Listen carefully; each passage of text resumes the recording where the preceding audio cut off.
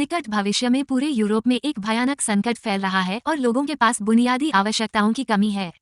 सरकारें जल्द ही एक अधिनायकवादी शासन में गिरना शुरू हो जाती हैं, जिसे not enough it all take over कहा जाता है, जो लोगों को खत्म करके संसाधनों की कमी से निपटने का फैसला करता है। सबसे पहले वे बुजुर्गों को मारते हैं और इसके बाद गर्भवती महिलाओं और बच्चों को निशाना बनाते हैं। आयरलैंड, आइसलैंड और नॉर्वे जैसे कुछ देश नरसंहार को रोकने में कामयाब रहे और शासन का विरोध कर रहे हैं, इसलिए बहुत से लोग उन देशों में भाग रहे हैं। इन लोगों में निको और उसकी गर्भवती पत्नी मिया भी हैं।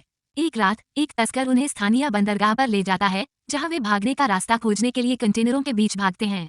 जब कोई कुत्ता उनका रास्ता रोकता है तो वे एक अलग दिशा ले लेते हैं और हेलीकॉप्टर की रोशनी से छिपने में सावधानी बरतते हैं। वे पुलिस को कुछ धावकों को गिरफ्तार करते हुए सुन सकते हैं, लेकिन वे उनसे बच निकलने में कामयाब हो जाते हैं और एक अन्य तस्कर को ढूंढ लेते हैं जो अधिक पैसे मांगता है।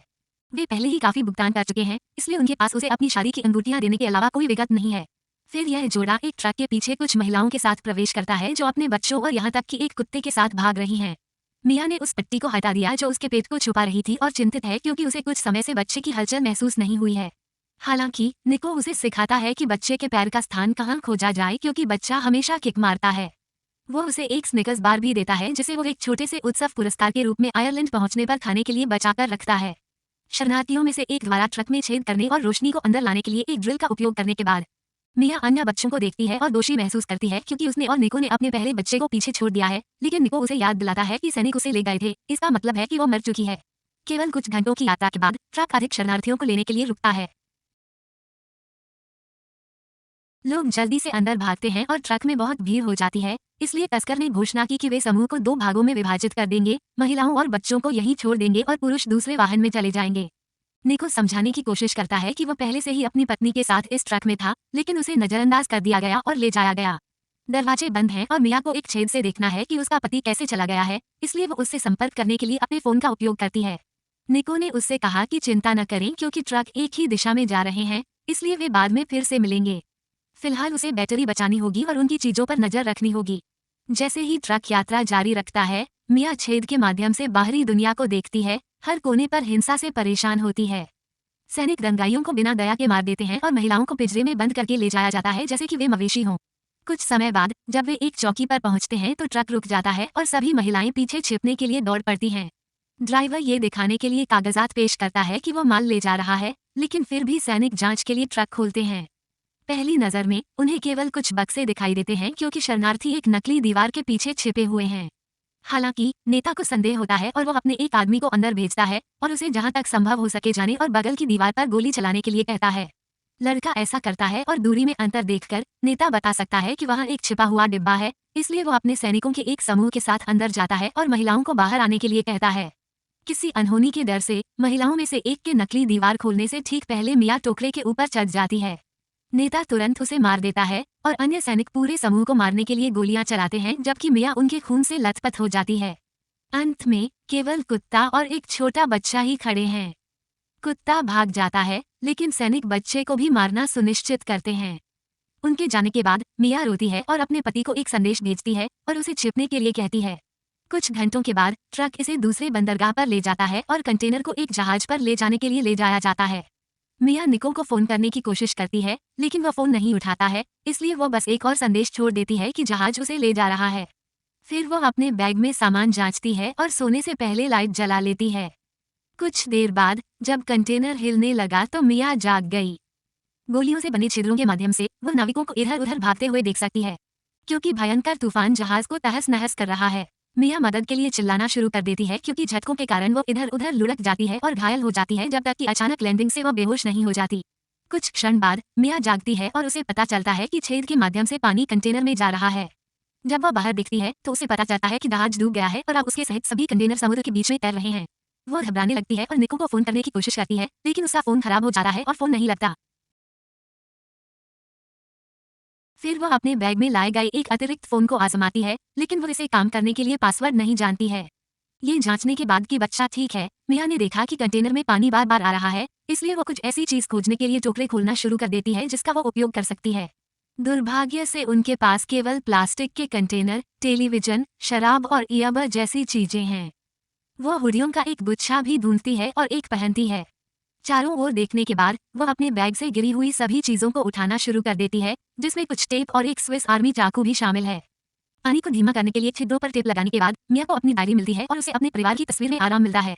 अचानक उसे कुछ चीखने की आवाज सुनाई देती है और वह छेद से देखती है कि एक कंटेनर धीरे धीरे डूब रहा है, जिसके अंदर लोग हैं। हताश मिया निको का नाम चिल्लाने लगती है और अपना सिम कार्ड चालू फोन में डाल देती है, लेकिन निको नहीं उठाता और कंटेनर डूब जाता है, इसलिए मिया की हालत खराब हो जाती है। अगले कुछ घंटों तक मिया फोन आजमाती रही, लेकिन कोई फायदा नहीं हुआ। रात होने तक वो चाकू पकड़ लेती है क्योंकि वो चीजों को खत्म करने के बारे में सोच रही होती है, लेकिन अचानक उसे बच्चे की हलचल महसूस होती है। मिया बच्चे के लिए जीने का फैसला करती है और बाहर वेलों का गाना सुनते हुए सो जाती है। कुछ क्षण बाद मिया को एक लटकता हुआ टोकरा हिलता हुआ दिखाई देता है और वह गिरने से ठीक पहले रास्ते से हट जाती है। हालांकि इससे कंटेनर में पानी बहुत तेजी से भरने लगता है और मिया को लगता है कि वह डूबने वाली है, लेकिन अचानक जाग जाती है और उसे एहसास होता है कि यह सिर्फ एक बुरा सपना था। उसे पता चलता है कि टिप निकल गया है और पानी खराब हो रहा है, इसलिए वह लटके हुए टोकरे के नीचे एक टोकरा धकेलती है और उसे अपने चाकू से छोड़ देती है और फिर उसे और भी अधिक प्लास्टिक के कंटेनर मिलते हैं। पहले तो वह निराश हो गई, लेकिन उन्होंने उसे एक विचार दिया। वह पलकों से रबर हटाती है और निचले छिद्रों को ढकने के लिए इसका उपयोग करती है। फिर वह कई बक्सों में से एक में मशीन से एक नली लेती है और उसमें से पानी निकालने के लिए उसे दूसरे छेद में डालती है। वह दीवार के सहारे दो टुकड़े भी लगाती है ताकि उसके पास लेटने के लिए जगह हो, और अधिक टेप के साथ पानी की स्तर को चिह्नित करती है और दिनों की गिनती करती है जब तक कि यह सीमा तक न पहुंच जाए।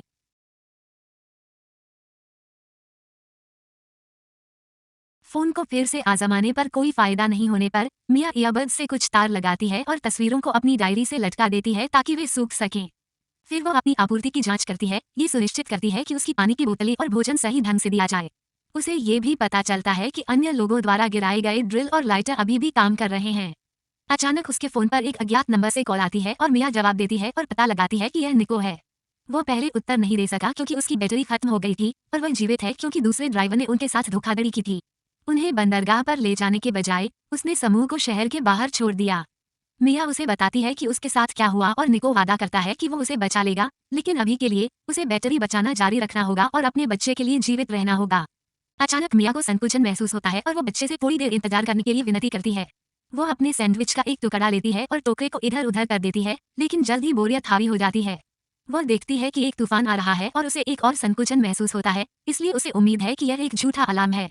कुछ क्षण बाद वह गलत निकली, तूफान आता है और कंटेनर हिल जाता है और बच्चा सचमुच आ जाता है। मिया दर्द से चिल्लाती है क्योंकि पानी फिर से कंटेनर के अंदर जाने लगता है और उसका फोन बजता है, लेकिन जब वह जवाब देने की कोशिश करती है तो फोन उसके हाथ से फिसल जा रहा है। कोई अन्य विकल्प न होने पर मिया अपनी पोशाक उतार देती है और टोकरी की रस्सियों पर लटक जाती है और खड़ी होकर पानी में बच्चे को जन्म देती है। गर्भनाल बच्चे की गर्दन के चारों ओर लिपटी हुई है, लेकिन मिया तुरंत इसे हटा देती है और बच्चे की पीठ को तब तक थपथपाती है जब तक वह रोने नहीं लगती। मिया एक टुकड़े के ऊपर छत जाती है और बच्चे पर लटक जाती है, तूफान के बुझने का इंतजार करती है। अगली सुबह मिया को महसूस होता है कि नाल उसके शरीर से बाहर आ रही है और उसे एक प्लास्टिक कंटेनर में रख देती है। बाद में वह जितना हो सके उस जगह को साफ सुथरा करती है और अपनी चीजों की जांच करते समय बच्चे को हुडी के साथ एक छोटे से बॉक्स में रखती है। वो डिब्बे से थोड़ा सा खाना खाती है, लेकिन पानी के कारण फोन खराब हो गया है और काम नहीं कर रहा है। मामले को बदतर बनाने के लिए बच्चा रोना बंद नहीं कर रहा है और मिया उसे स्तनपान कराने की कोशिश करती है, लेकिन कोई फायदा नहीं हुआ। जब मिया ने कंटेनर की धातु की चरमराहट की आवाज सुनी तो उसे एक विचार आया। उसने ड्रिल का उपयोग किया और छत में छेद करना शुरू कर दिया, एक वर्ग को काटने की उम्मीद में जिससे वो बाहर निकल जाएगी। हालांकि शोर के कारण बच्चा और अधिक रोने लगता है। वो उसे शांत करने की कोशिश करती है, लेकिन गाना भी काम नहीं करता है और मिया उस बेचारे बच्चे पर चिल्लाते हुए टूट जाती है। कम से कम जब उसे एहसास होता है कि उसे क्या किया है तो वो तुरंत माफी मांग लेती है। कुछ क्षण बाद मिया को महसूस होता है कि उसकी छाती प्रतिक्रिया कर रही है और वह फिर से बच्चे के साथ प्रयास करती है। इस बार दूध निकलता है और बच्चा अंततः दूध पीता है। जब अंततः थकावट आ जाती है, मिया अपना सारा खाना खत्म करने से खुद को नहीं रोक पाती। फिर वह छत पर ड्रिलिंग करने के लिए वापस जाती है, लेकिन दुर्भाग्य से ड्रिल खत्म होने से पहले ही उसकी बैटरी खत्म हो जाती है। इसके बाद वह सिम कार्ड को मूल फोन में वापस डालती है, लेकिन फिर भी वह इसे काम नहीं कर पाती है। आखिरकार निराशा उस पर हावी हो जाती है और वह गुस्से में अपनी सारी चीजें इधर उधर फेंकने लगती है। जब उसे चाकू मिल जाता है तो वह काम पूरा करने के लिए उसे छत के छेदों पर इस्तेमाल करने की कोशिश करती है, लेकिन इससे उसके हाथों में दर्द होने लगता है। जैसे जैसे समय बीतता है, मिया के पास बच्चे की देखभाल करने के अलावा और कुछ नहीं होता है। वो कभी कभी गर्मी से राहत पाने के लिए बच्चे की त्वचा को गीला कर देती है। जब वह सोने की कोशिश करती है तो यह वास्तव में कठिन होता है क्योंकि भोजन की कमी के कारण उसका पेट गुर्राता रहता है। अंत में हताशा की जीत हुई और मिया ने अपनी ही नाल खाने का फैसला किया। अचानक उसे फिर से बाहर वेल की आवाज सुनाई देती है और जब वह बाहर देखती है तो वेल कंटेनर से टकराती है, जिससे बच्चा फिर से रोने लगता है। मिया कंटेनर की दीवारों पर प्रहार करके प्रतिक्रिया देती है, वेल को फिर से डरा देती है। अगली सुबह मिया फिर से छेदों में चाकू डालने की कोशिश करती है, लेकिन चाकू टूट जाता है। फोन अभी भी काम नहीं कर रहा है और मिया को आखिरी बार साफ पानी पीना पड़ा। गर्मी के कारण चक्कर आने पर मिया समुद्र का पानी उठाती है और उसे अपने सिर पर फेंकती है। फिर वो छत से पानी की बूंदों को चाटना शुरू कर देती है। दुर्भाग्य से ये कुछ मिनटों के बाद उसे बीमार कर देता है। चक्कर समय के साथ बदतर होता जाता है और मिया अचानक एक कागज के विमान को अपने पैरों पर उतरते हुए देखती है। उसी समय उसकी पहली बेटी प्रकट होती है और सैनिकों के हाथों अपनी मौत के लिए अपनी मां को दोषी ठहराती है। मिया रोती है क्योंकि निको उसके बगल में आता है और उसे याद दिलाता है कि यह उसकी गलती नहीं थी। जब मिया इस सपने से जागती है तो उसे बेहतर महसूस हो रहा है क्योंकि आखिरकार बारिश हो रही है और छिद्रों से पानी गिर रहा है। मिया थोड़ा पानी पीना और प्लास्टिक के कंटेनरों में जितना हो सके उतना पानी इकट्ठा करना सुनिश्चित करती है। वो कैन भी पकड़ लेती है, लेकिन जब ढक्कन टूटता है तो उसे अंदाजा हो जाता है। टोकरे से रस्सी को छत में छेद के माध्यम से डाला जाता है। मिया तब तक नीचे खींचना शुरू कर देती है जब तक कि अंततः उसे एक छेद नहीं मिल जाता जिससे सूरज की रोशनी अंदर आ जाती है। बाद में मिया कंटेनर के ऊपर चढ़ जाती है और पुष्टि करती है कि वहाँ कोई जमीन नहीं है। वो और बच्चा ताजी हवा पाने के लिए वहीं सोते हैं और जब बच्चे को बदलने का समय होता है, मिया ने गंदा हुडी पानी में फेंक दिया। यह मछलियों के झुंड का ध्यान आकर्षित करता है, इसलिए मिया मछली पकड़ने की कोशिश करने के लिए कुछ रस्सी और धातु का एक टुकड़ा लेने के लिए दौड़ती है। हालांकि वो कितनी भी कोशिश कर ले, वो एक भी मछली को नहीं मार पाती। हार मानने के बाद वो अचानक एक विमान को उड़ते हुए देखती है और तुरंत एक टेलीविजन को तोड़ने के लिए कंटेनर में घुस जाती है, जिससे उसकी स्क्रीन का एक टुकड़ा मिल जाता है। फिर वह वापस बाहर निकलती है, लेकिन जल्दबाजी में गलती से उसके पैर में चोट लग जाती है। फिलहाल दर्द को नजरअंदाज करते हुए वह सूरज की रोशनी को प्रतिबिंबित करने के लिए स्क्रीन के टुकड़े का उपयोग करती है, लेकिन विमान उसे नहीं देख पाता और चला जाता है। निराश मिया कंटेनर के अंदर लौटती है और अपने घाव को सिलने के लिए कुछ तारों और छोटे धातु के टुकड़ों का उपयोग करती है। घाव, यह एक बहुत ही दर्दनाक प्रक्रिया है, इसलिए वो शराब से इसे आसान बनाने की कोशिश करती है। बाद में वो सैकड़ों ईयरबड्स देखती है और उसे एक और विचार आता है, तारों से वो जाल बनाना शुरू कर देती है। एक बार जब ये हो जाता है तो वह उसे एक गंदे कपड़े के साथ समुद्र में फेंक देती है और अंत में उसे कुछ मछलियां फंसाने का मौका मिलता है, जिसे वह तुरंत कच्चा ही खा लेती है। अगले कुछ दिनों तक मिया अपने अस्तित्व पर कड़ी मेहनत करती है। वो नली का उपयोग करके कंटेनर से पानी निकालती रहती है और प्लास्टिक के कंटेनरों में बहुत सारी मछलियां डालते हुए जाल से सफलतापूर्वक मछली पकड़ती रहती है। वो एसओएस नोट्स का एक गुच्छा लिखने के लिए अपनी डायरी से कागज की शीट भी लेती है और उन्हें कंटेनरों के अंदर भी डाल देती है, जिसे वो इस उम्मीद के साथ समुद्र में फेंक देती है कि कोई उन्हें ढूंढ लेगा। एक दोपहर मिया बच्चे को परिवार की सभी तस्वीरें दिखाती है और उसकी दादी के नाम पर बच्चे का नाम नूर रखने का फैसला करती है, जो कि निको चाहता था।